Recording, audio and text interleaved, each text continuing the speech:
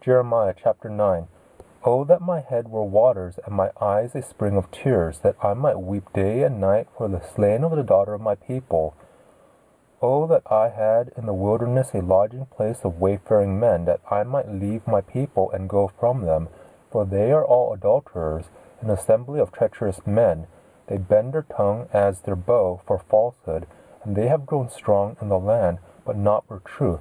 For they proceed from evil to evil, and they don't know me, says Yahweh. Everyone beware of his neighbor, and don't trust in any brother, for every brother will utterly supplant, and every neighbor will go about with slanders. Everyone will deceive their neighbors, and will not speak the truth. They have taught their tongue to speak lies. They weary themselves committing iniquity.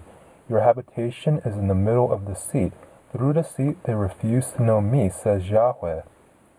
Therefore Yahweh of armies says, Behold, I will melt them and try them. For how should I deal with the daughter of my people? Their tongue is a deadly arrow. It speaks deceit. One speaks peaceably to his neighbor with his mouth, but in his heart he lays wait for him. Shall I not punish them for these things, says Yahweh? Shouldn't my soul be avenged on a nation such as this? I will weep and wail for the mountains, and lament for the pastures of the wilderness, because they are burned up, so that no one passes through, neither can men hear the voice of the livestock. Both the birds of the sky and the animals have fled, they are gone. I will make Jerusalem heaps, a dwelling place of jackals. I will make the cities of Judah a desolation without inhabitant. Who is wise enough to understand this? Who is he to whom the mouth of Yahweh has spoken, that he may declare it? Why is the land perished and burned up like a wilderness, so that no one passes through? Yahweh says, because they have forsaken my law which I set before them, and have not obeyed my voice, neither walked therein, but have walked after the stubbornness of their own heart, and after the Baals which their fathers taught them. Therefore Yahweh of armies, the Elohim of Israel, says, Behold, I will feed them, even this people, with wormwood, and give them water of gall to drink.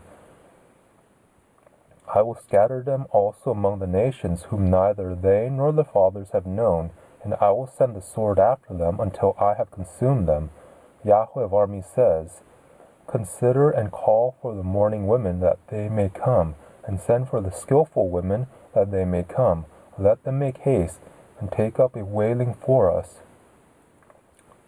that our eyes may run down with tears, and our eyelids gush out with waters. For a voice of wailing is heard out of Zion. How are we ruined? We are greatly confounded, because we have forsaken the land, because they have cast down our dwellings.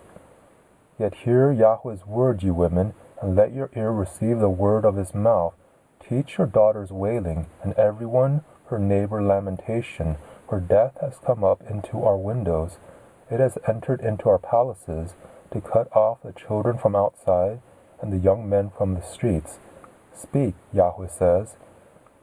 The dead bodies of men will fall as dung on the open field, and as the handful after the harvester, and no one will gather them. Yahweh says, Don't let the wise man glory in his wisdom, neither let the mighty man glory in his might. Don't let the rich man glory in his riches, but let him who glories glory in this, that he has understanding and knows me, that I am Yahweh who exercises loving kindness, justice, and righteousness in the earth. For in these things I delight, says Yahweh.